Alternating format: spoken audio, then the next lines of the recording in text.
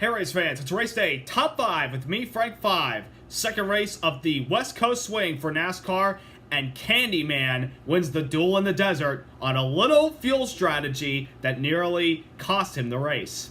Number 1, Kyle Busch, who is still close to winning 200 wins overall in NASCAR, captured win number 199 in all NASCAR series, winning today's TicketGuardian 500 at ISM, or as you like to call it, Phoenix Raceway in the desert, where he was able to outduel teammate Martin Truex Jr., Ryan Blaney, Eric Almirola, and Denny Hamlin. And Kyle Busch has been hot literally since the beginning of the season, with a second place run in the 500, a top 10 in Atlanta after spinning out in a poor qualifying effort, really qualifying well, but having to start the road for a backup car, and a chance to sweep Vegas last week till he got caught for speeding and had to rebound and finish third and was literally ticked. This weekend went much better for him as he was able to win the Xfinity race yesterday and win today's Cup race. Just flat out dominated, led over half the race. You can't deny Kyle Busch. Even though I don't like him, you have to respect what he has been doing for this sport. I mean, he wants to win all the time, and he's going to win over 200 races in all 3 NASCAR series, but he will be no Richard Petty. I'm going to go on a limb and say he will never be Richard Petty at all. But Kyle Busch has already stayed his name as a championship contender. He's locked into the playoffs, and he's got a lot of bonus points with 2 stage wins, 1 from Daytona, 1 from today, plus the win today. He's on a hot streak, and people got to step up and stop him, but you can't deny that when he is up front contending for the win and winning races, he's a contender every single place we go.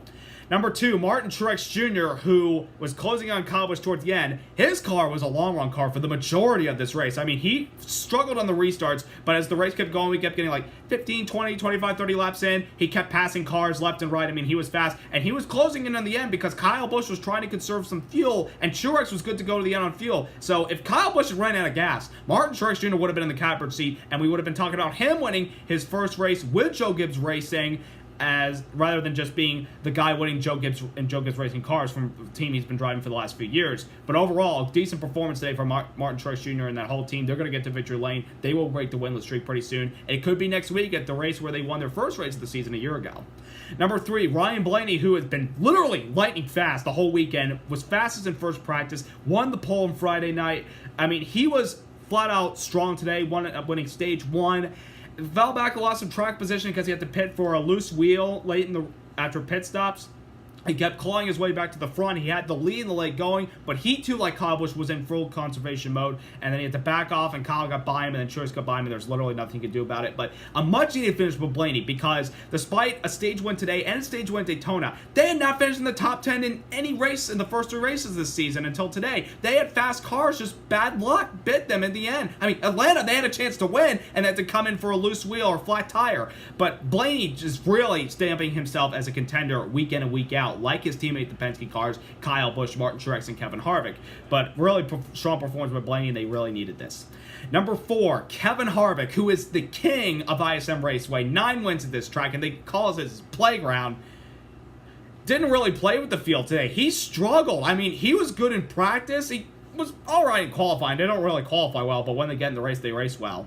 Not the case today. I mean, he was a top 10 car. He wasn't a winning car. I saw him getting third as high as he was. I kept saying, here he comes. He's going to get you. And he had to pit late in the race because, he was off strategy. He had some contact with the 48 car, and he couldn't really rebound. He ended up coming home with a top 10 finish, finishing 9th. But not the typical Kevin Harvick performance at ISM Raceway. Hopefully when we come back in the fall and he's part of the playoffs, and hopefully he's part of the Championship 8 contenders, he'll bring back his dominance. But as of today, it was basically no show for Kevin Harvick, but overall, nonetheless, a good day for him. And number 5, we know it's hot in the desert, and sometimes tempers can be high. And Friday during qualifying, oh my goodness, have you ever seen a brawl for qualifying day? Can you believe it? And I'm talking about Daniel Suarez and Michael McDowell, who basically had a little controversy on the track. When Suarez was on his flying lap, the beginning of his qualifying lap, Michael McDowell slowed up in front of him in 3 and 4, and that impeded Suarez, and he didn't get to the next round. So Suarez decided, I'm just going to send Michael McDowell up the track in turns 1 and 2 and impede his qualifying lap. And literally when round 1 was done, and they both didn't advance, Suarez went over to McDowell, who had his helmet on, which, that's kind of a wuss thing. He basically started fighting each other. He put McDowell to the ground with his helmet on. I mean, I've never seen anything like that during qualifying. They kept tussling, then they settled out, talked, and then they were called to the NASCAR Hall the next morning.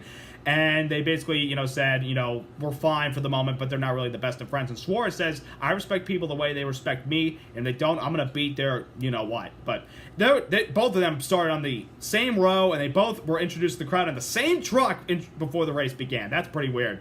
And they both did not really have a good day. McDowell hit the wall because apparently his car slowed down and hit the wall really hard. Suarez had a battery problem, so nonetheless, a bad day for both those guys. Bad weekend for both those guys. They're just glad to get out of the desert, I can say that. Finally, Chase Elliott, we started on the outside pole, and we took the lead, but we got caught for jumping the start for passing the leader, who is the control car at the start of the race. We got to the line before he did, and we had to serve a penalty.